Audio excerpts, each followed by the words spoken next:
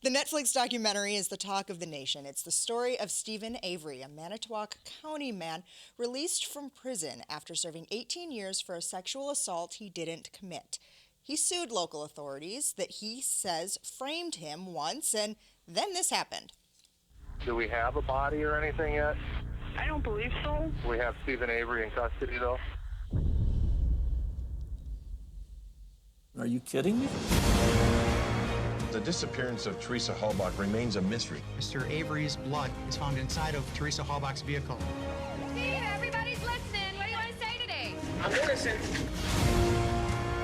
If convicted, Stephen Avery will spend the rest of his life in prison. We found a key. That key was scrubbed and his DNA was placed on it.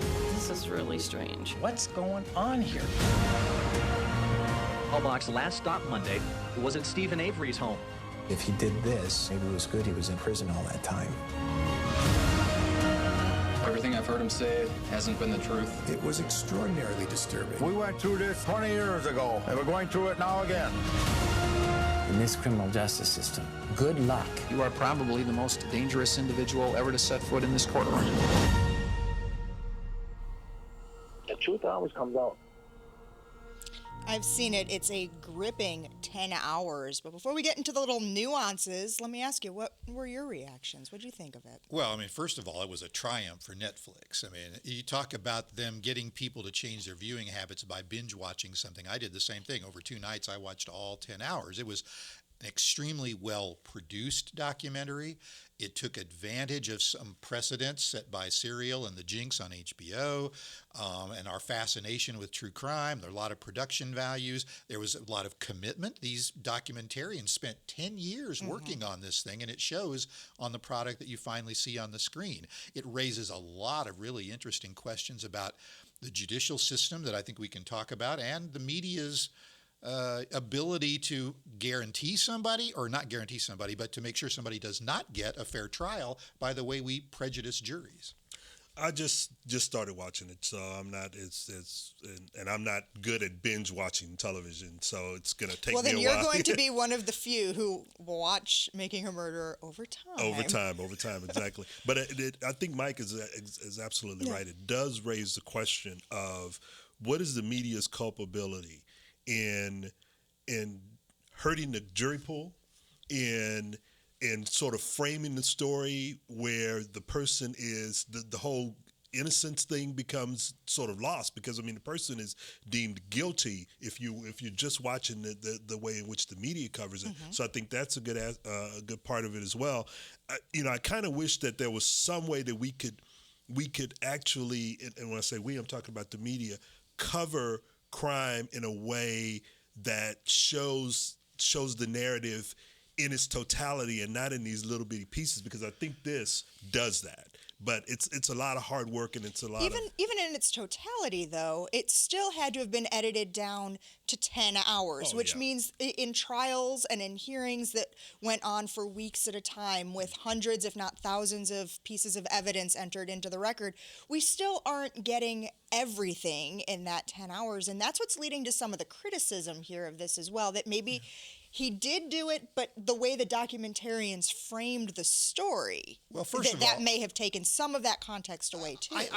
There is an argument to be made there, and the prosecutor, the former prosecutor, who himself is somewhat disgraced these days after a sexting scandal, but he did make the case that there was evidence the documentarians left out that would have made Avery seem more culpable, more guilty. I mean, for example, they had testimony from a friend of the victim who said she was afraid to go out there because of past encounters with him. There was evidence that Avery may have disguised who was asking for the photographer, the victim, to come out there in order to get her there. And there was a lot of other evidence as well that wasn't presented in the documentary. Now, as you say, though, 100 and some hours of just the court testimony alone, plus all the videotape of the interrogations, on and on and on. It's a daunting challenge for journalists in real time to cover these stories fairly when you can't even really do it in 10 hours and over 10 years without a lot of people criticizing what you've done. And I also think that it's going to take some serious educating of the American public on the way in which our judicial system works, because the way in which we see it in documentaries and dramas and that sort of thing is sort of we see the gripping testimony. It's not just like Law and Order. It's exactly. People, and a lot of people think they know I asked the legal that system. sarcastically, for the record, everybody. No, but there are a lot of people who think they understand the justice system based on Law and Order and those kinds of shows. When in fact, if you've really been involved in it and really covered it, you see it totally differently than the way in which the general public sees it. I do think there were two issues, at least, whether you think he was guilty or not guilty, whether you thought the documentary was biased or not biased. There were two things that were raised in Making a Murderer that I think are really troubling and that the media need to pay more attention to.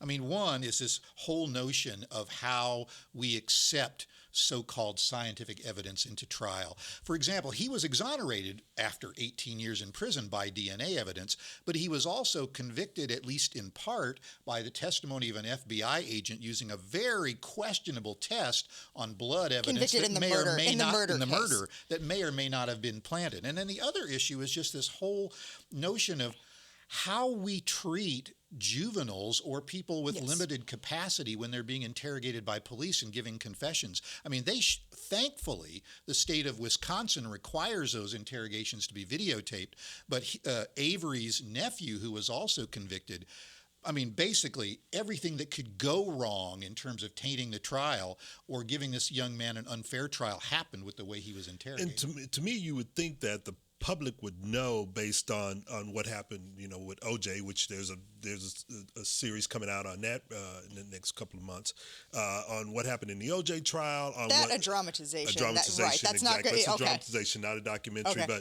But what you're having with that, so many trials that have been tainted by either evidence being planted or tests that aren't as reliable as we may claim, whole problems with entire FBI labs or state forensic labs that have had to go back and look at cases all over again. You would think that when we're at this point that journalists would question all evidence that's brought in to look at whether or not it's been verified and is actually true and works for either the prosecution or the defense. And I think journalists do have a responsibility here. I mean, they've certainly gotten a lot of coverage, ratings, eyeballs because of the release of this over the holidays when there was not a lot of news going on, right? And because of what the media did not do to cover this story very well back in the day, I mean, I think there's some responsibility for us to look into things like what are the laws in your state with regard to whether or not confessions are